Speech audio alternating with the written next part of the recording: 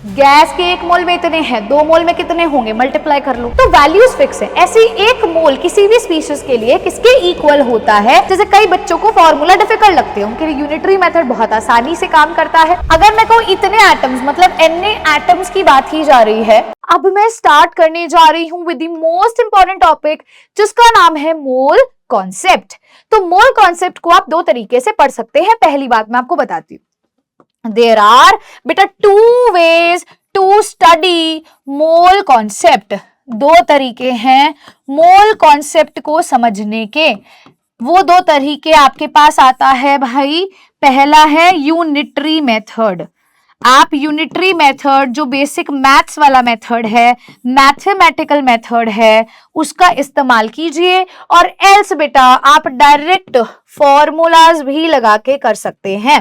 पर बता दूं, यूनिटरी मेथड से ही फॉर्मूलाज बने हैं। पहली बात, अगर आपको एक तरीका आता है, दूसरा ऑटोमेटिकली आपको आता है। पर अगेन आपकी कन्वीनियंस पर है, जो आप करना चाहते हो, जो आपको इजी लगता है, आप उसको ऑप्ट कर सकते हो। जैसे कई बच्चों को फॉर्मूला डिफिकल्ट लगते हैं, उनके लिए यूनिटरी मेथड बहुत आसानी से काम करता है। कई बच्चों को ये टफ लगती है, तो उनके लिए दूसरी चीज काम करती है। Depends on you. उससे पहले हम एक चीज डिस्कस करना चाहते हैं। मैम, ये शब्द जो आपने अभी लिखा मोल, इसका मतलब क्या है? व्हाट इज अ मोल? इसको समझने की कोशिश करते हैं। तो एक बात बताइए, मैंने आपको बोला there is a pair of socks. भाई पेयर ऑफ सॉक्स का मतलब क्या है? ये पेयर का मतलब क्या है? पेयर का मतलब 2 जोड़ी। 2 जोड़ी मतलब कि एक राइट पैर की, एक लेफ्ट पैर की जुराबें, है ना। पेयर मतलब 2। ऐसे ही मैं अगर आपको डजन बोल दूं तो 12 हो जाएंगे। 1 डजन बनाना लेते आना मतलब 12 बनाना लेते आना, है ना। तो वैल्यूज फिक्स है। ऐसी 1 मोल किसी भी स्पीशीज के लिए किसके इक्वल होता है? ये इक्वल होता है Na वैल्यू के। इसको क्या बोलते हैं? इसको बोलते हैं एवोगैड्रोस नंबर, जिसकी वैल्यू है 6.022 इंटू 10 की पावर 23। 6.023 भी आप लिख सकते हैं इंटू 10 की पावर 23 पार्टिकल्स। इतने क्या है इसके अंदर? पार्टिकल्स हैं। ये पार्टिकल्स आयंस भी हो सकते हैं, एटम्स भी हो सकते हैं, और ये मॉलिक्यूल्स शब्द के लिए भी लिखा जाता है। सबसे पहले मैं यूनिटरी मेथड आपको यहां पर सिखाने जा रही हूं। सभी बच्चे थोड़ा सा आराम से इस मेथड को समझने की कोशिश करेंगे, ध्यान से इस मेथड को देखिएगा। बात कर रहे हैं हम, अगर बोले हम, ये थोड़ी वैल्यू यहां लिखिएगा। अगर मैं कहूं इतने एटम्स, मतलब Na एटम्स की बात की जा रही है, तो मैं किसी एलिमेंट की बात कर रही हूं, क्योंकि एलिमेंट या तो एटम से बना है, होमोएटॉमिक मॉलिक्यूल से बना है। तो एक एलिमेंट के अंदर बेटा इतने पार्टिकल्स हैं, मतलब इतने एटम्स हैं। बिल्कुल सही। मैम, उसके अंदर कितने मोल है? 1 मोल। ये 1 मोल की वैल्यू किसके इक्वल है मैम? Na पार्टिकल की। और बेटा मोल की जगह तुम्हें जी एटम भी देखने को मिल सकता है। ये किसके इक्वल होता है? ग्राम एटॉमिक मास के इक्वल होता है उस एलिमेंट के। ठीक है। ऐसे ही बेटा अगर मैं तुमसे एक मॉलिक्यूल, एक कंपाउंड की बात करूंगी, तो उसके 1 मोल में कितने मॉलिक्यूल होंगे? तब बेटा आप पार्टिकल्स की जगह मॉलिक्यूल्स लिखोगे। इसको प्लीज करेक्ट कर लेना। तब मैम उसमें इतने पार्टिकल्स होंगे, उसका मास क्या होगा? ग्राम मॉलिक्यूलर मास होगा। अच्छा मैम, अगर मैं गैस की बात कर रही हूँ, किसी गैस के 1 मोल में कितने मॉलिक्यूल मिलेंगे? 10 की पावर 23 मॉलिक्यूल मिलेंगे। कितना मास होगा मैम? उसका ग्राम मोलर मास। और कितना वॉल्यूम होगा? 22.7 लीटर। बेटा पहले 22.4 था, now this is modified 22.7 litres. तो एक क्वेश्चन यहां देखते हैं।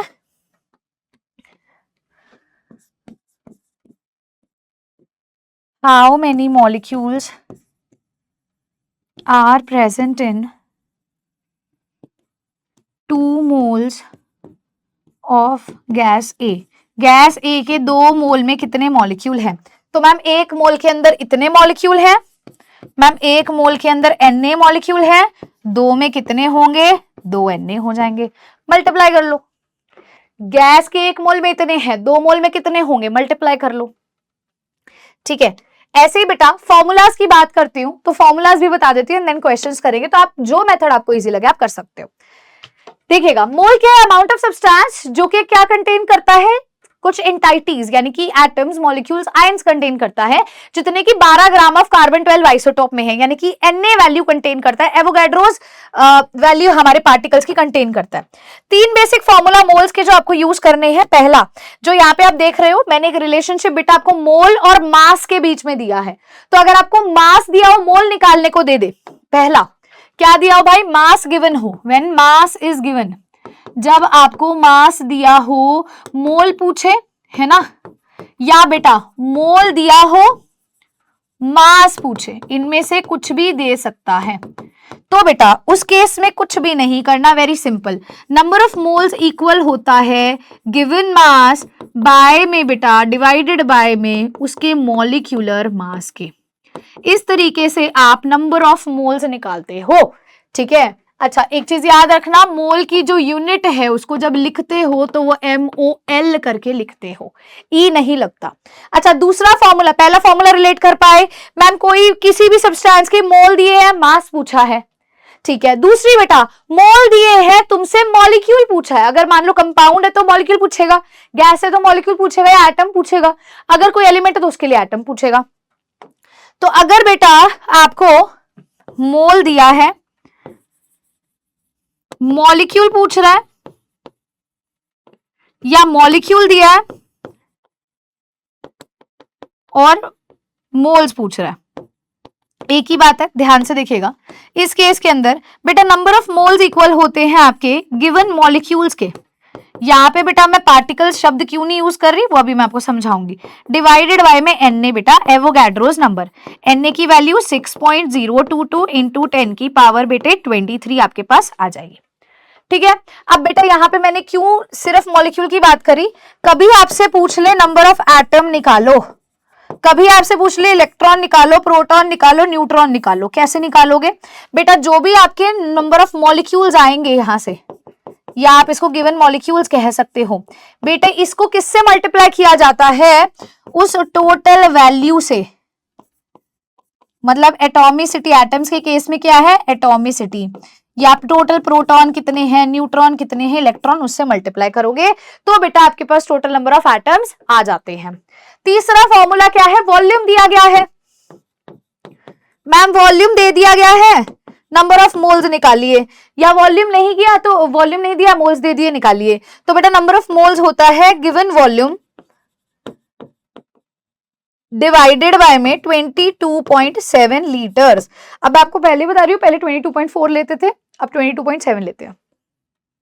ये बेटा आपके फॉर्मूलाज है। अब आप मोल्स को मास से, वॉल्यूम से रिलेट करो या मॉलिक्यूल से करो, जैसे आप चाहते हो, जो मेथड चाहते हो आप उसको ऑप्ट कर सकते हैं। मैं कुछ क्वेश्चंस आपको करवाना चाहूंगी, ध्यान से देखिएगा। Calculate moles in 16 grams of CH4, कितने मोल्स हैं 16 ग्राम CH4 के अंदर। बेटा यूनिटरी मेथड को देखोगे तो मैंने क्या बोला था, 1 मोल किसी भी कंपाउंड का, 1 मोल किसी भी कंपाउंड का उसके मॉलिक्यूलर मास के इक्वल होता है। CH4 का मॉलिक्यूलर मास, कार्बन का 12, हाइड्रोजन का 1, 4 हाइड्रोजन है तो 16 ग्राम के इक्वल है। सीधी सी बात है, एक मोल में अगर 16 ग्राम है, इसको उल्टा करके भी लिख सकती हूँ मैम, 16 ग्राम CH4 में कितने मोल है, 1 मोल है। मैम 1 ग्राम ऑफ CH4 में कितने मोल होंगे, 1 बाय में 16 मोल होंगे। और मैम 16 ग्राम ऑफ CH4 में कितने मोल होंगे, मैम 16 ग्राम ऑफ CH4 में 1/16 इंटू 16 मैम 1 मोल होंगे।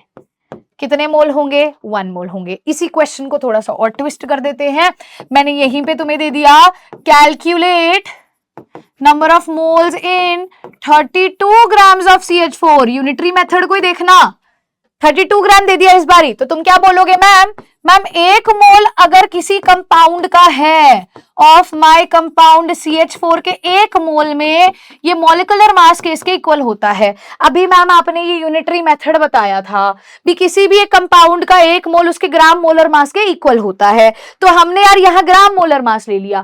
कार्बन का मास कितना होता है 12, हाइड्रोजन का 1, 4 हाइड्रोजन है मैम 16 ग्राम आ गया, क्योंकि ग्राम की टर्म्स में लिख रहे हैं।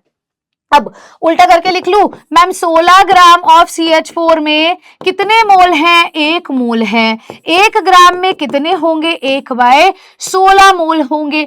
और बेटा 32 ग्राम में कितने होंगे, 1/16 इंटू 32 मैम 2 मोल होंगे। आइए इन दोनों को फॉर्मूला से करते हैं, जो आपको बेस्ट मेथड लगे बेटा उसको फॉलो करो। फॉर्मूला कहता है मैम, गिवन मास डिवाइड करो मॉलिक्यूलर मास से। गिवन मास जो क्वेश्चन पेपर में दे दे 16, मॉलिक्यूलर मास तुमने अभी निकाला 16, कितने मोल आ गए मैम, 1 मोल आ गया। 1 मोल आ गया। यहां देखते हैं मैम नंबर ऑफ मोल्स किसके इक्वल है, गिवन मास बाय में मॉलिक्यूलर मास के। मैम गिवन मास है 32, मॉलिक्यूलर मास है 16, कितने मोल आ गए मैम, 2 मोल आ गए। कितने मोल निकाल लिए बेटे, 2 मोल निकाल लिए। कोई मेथड ऑप्ट करो जो तुम्हें आसान लगे, इजी लगे बेटा।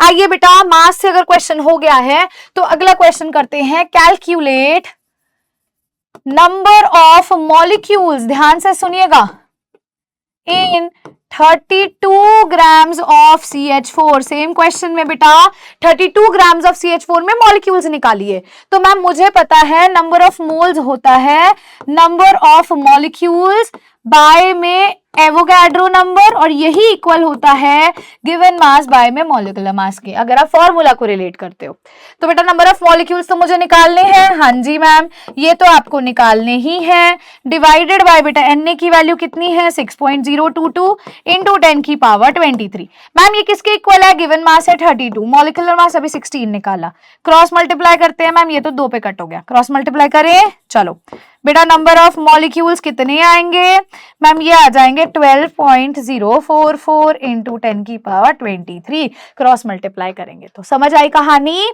और यूनिटरी मेथड से चलना चाहते हो तो 1 मोल में Na एटम्स है, पहले उसके मोल्स निकाल लो, 2 में कितने होंगे मल्टीप्लाई कर दो। इसी के अंदर एटम पे बेस्ड क्वेश्चन बताती हूं, कैलकुलेट नंबर ऑफ एटम्स, बेटा सेम क्वेश्चन में, इन 32 ग्राम्स ऑफ CH4। भाई 32 ग्राम्स ऑफ CH4 में कितने एटम्स हैं मैम, कैसे कैलकुलेट करें कितने एटम्स हैं। तो बेटा मैंने क्या बोला था, नंबर ऑफ मॉलिक्यूल्स निकाल लो, किसके इक्वल होता है, किसके इक्वल होता है number of molecule ma'am, N into में Na। कैसे कैसे मैम, ये कहां से निकाला बेटा, ये फॉर्मूला अभी सिखाया तो था, नंबर ऑफ मॉलिक्यूल्स किसके, number of moles number of molecules by में Na के इक्वल होता है, किसके इक्वल होता है, इस तरीके से। ठीक है, तो भाई नंबर ऑफ मॉलिक्यूल्स कितने आएंगे, क्रॉस मल्टीप्लाई कर दिया। ठीक है, पहले नंबर ऑफ मॉलिक्यूल्स निकालते हैं। नंबर ऑफ मोल्स कितने हैं मैम, गिवन मास बाय में molecular mass into Na। Ma'am ये आ गए मॉलिक्यूल्स। अब बात करते हैं मैम किसकी, नंबर ऑफ एटम्स की, किसकी, नंबर ऑफ एटम्स की। नंबर ऑफ एटम्स कैसे निकालेंगे मैम, इसकी जो भी एटॉमिसिटी होगी उससे मैम नंबर ऑफ मॉलिक्यूल्स को मल्टीप्लाई कर दो, कर देते हैं मैम। एटॉमिसिटी कितने एटम है, मैं 1 कार्बन 4 हाइड्रोजन 5 है मैम, इनटू में नंबर ऑफ मॉलिक्यूल कितने आए हैं मैम 2 Na। तो आंसर कितना आएगा, यहाँ से 10 Na आ जाएगा, Na को सॉल्व कर लोगे तो मैम एक और फॉर्मूला बना लेते हैं ना यार, यहां से एक और इजी फॉर्मूला बनवा दो ना, इतना क्यों हमें करना। बेटा नंबर ऑफ एटम्स निकालने हो या इलेक्ट्रॉन्स निकालने हो, प्रोटॉन्स न्यूट्रॉन्स कुछ भी निकालना हो, क्या करना है, नंबर ऑफ मोल्स को Na से मल्टीप्लाई इनटू में एटॉमिसिटी एटम्स के केस में, इलेक्ट्रॉन्स के केस में उसके इलेक्ट्रॉन का नंबर, प्रोटॉन या न्यूट्रॉन जो भी वैल्यू दी गई है, सीधा फॉर्मूला लगाएं आंसर पाए, है ना। चलो एटम्स तो निकाल लिए मैम। अब इसी सेम क्वेश्चन में मैम, सेम क्वेश्चन में नंबर ऑफ इलेक्ट्रॉन्स बताओ कितने होंगे। बेटा अभी तुमने नंबर ऑफ मॉलिक्यूल्स निकाले थे, कितने आए थे मैम, 2 Na आए थे, बिल्कुल जी मैम इतने आए थे। बेटा अब देखते हैं इलेक्ट्रॉन्स कितने होंगे। तो बेटा पहले CH4 की बात करें, कार्बन का एटॉमिक नंबर 6 होता है, हाइड्रोजन का एटॉमिक नंबर 1, कार्बन में कितने इलेक्ट्रॉन्स, न्यूट्रल मॉलिक्यूल है तो जितने आपका एटॉमिक नंबर उतने इलेक्ट्रॉन 6, प्लस हाइड्रोजन में 1 4 हाइड्रोजन है, कितने इलेक्ट्रॉन हो गए मैम, 10 इलेक्ट्रॉन्स मैम हो गए। तो हमें क्या फॉर्मूला अभी देखा था, नंबर ऑफ इलेक्ट्रॉन निकालना है तो नंबर ऑफ मोल्स 2 इंटू में Na इंटू में टोटल जो इलेक्ट्रॉन होंगे, तो मैम यहां से 20 Na इलेक्ट्रॉन्स आ गए। Na की वैल्यू भी पुट कर दोगे तो 20 इंटू 6.022 इंटू 10 की पावर 23 इलेक्ट्रॉन मैम आ गए। क्लियर हो गया सभी बच्चों को। चलिए बेटा अगले क्वेश्चन पे चलते हैं। हमारे पास एक प्यारा सा सवाल यहाँ पर हमें देखने को मिल रहा है। सपोज कीजिए आपके पास 2 एलिमेंट है x और y। क्या है मैम, हमारे पास 2 एलिमेंट है x और y, दोनों कंबाइन करके आपको 2 कंपाउंड दे रहे हैं, 2 कंपाउंड बना रहे हैं, एक बन रहा है XY2, एक बन रहा है X3Y2। वो कहता है जब इसका हमने 0.1 मोल लिया, ठीक है, तो इसका 10 ग्राम मास था, ओके, और इसका बेटा 0.05 मोल्स में कितना मास है भाई, 9 ग्राम। तो भाई दोनों के एटॉमिक वेट निकालिए x और y के। क्या करें मैम, क्या करें, अब एटॉमिक वेट पूछ रहा है बेटा, ये क्या दिया है मैम, ये गिवन मास दिया है, ये क्या दिया है, गिवन मास दिया है। मॉलिक्यूलर मास हमें नहीं पता, कोई दिक्कत नहीं है, आप लोग इतना तो जानते हो, ये मेरा केस 1, ये केस 2, इसको केस 1 ले लो, इसको केस 2 ले लो। बेटा केस 1 को ध्यान से देखना, मुझे पता है मैम नंबर ऑफ मोल्स होते हैं गिवन मास बाय में मॉलिक्यूलर मास, कितने मोल्स हैं 0.1, गिवन मास कितना है 10, मॉलिक्यूलर मास मुझे नहीं पता, क्रॉस मल्टीप्लाई करते हैं। मैम मॉलिक्यूलर मास कितना आएगा 10 बाय में 0.1, इसको ऐसे भी लिख सकती हूँ 10 × 10, कितना आ गया 100 ग्राम। कितना मॉलिक्यूलर मास आ गया इस कंपाउंड का 100 ग्राम। मैम XY2 का 100 ग्राम मास आ गया। बेटा इसको ऐसे लिख सकती हूँ, एक X है प्लस 2 × Y का मास किसके इक्वल है 100 ग्राम के। तो बेटा ये मेरी एक इक्वेशन मैंने यहां से बना ली। कितने X थे 1, कितने Y है 2, तो क्या आ गई इक्वेशन X + 2Y 100। अब बेटा केस 2 लेते हैं, केस 2 में हमें number of moles is equal to बेटे गिवन मास बाय में क्या होता है molecular mass. Ma'am given mass हमें 9 दिया है, मॉलिक्यूलर मास मुझे नहीं पता, नंबर ऑफ मोल्स है 0.05, क्रॉस मल्टीप्लाई करते हैं, मॉलिक्यूलर मास कितना आएगा बेटा 9 बाय में 0.05, यानी कि 9 बाय में 5 और इसका 100 ऊपर चला गया। बेटा कितना आ गया मैम 180 ग्राम। कितना आ गया बेटा 180। एक और इक्वेशन बनाते हैं। मैम देखो इसका फॉर्मूला क्या है x3y2, मतलब 3x है प्लस में 2y है, ये किसके इक्वल है 180 के। बेटा मॉलिक्यूलर मास एटॉमिक मास का ही तो सम होता है। 2 इक्वेशंस बना ली। क्या करेंगे 2 इक्वेशंस बना ली। मैम लिखते हैं अगले पेज पे। पहली इक्वेशन क्या थी x + 2y 100 है, दूसरी इक्वेशन क्या है 3x + 2y 180 है। मान लो यार ये है ना। मैम फर्स्ट इक्वेशन में फ्रॉम फर्स्ट इक्वेशन 2y कितना आएगा 100 माइनस में x, यही आएगा, उधर ले जाओ। तो बेटा अब इसको पुट करेंगे किसमें इन सेकेंड इक्वेशन, क्या मिलेगा 3x + 2y 180 के इक्वल है, 3x + 100 माइनस x 180 के इक्वल है, 2x बेटा प्लस 100 180 के इक्वल है, इसको उधर ले जाओ। 2x बेटा 180 माइनस 100 यानी कि 80 के इक्वल है, x कितना आ जाएगा बेटा 40 आ जाएगा। अब y में पुट करते हैं तो x + 2y 100 था। मैम अगर ये 40 + 2y 100 है, 2y 60 होगा, y 30 आएगा। तो x है 40 y है 30, x है 40 y है 30। बेटा answer is option number A हो जाएगा। क्लियर हो गया, देख लीजिए भाई, आंसर ऑप्शन नंबर ए हो जाएगा।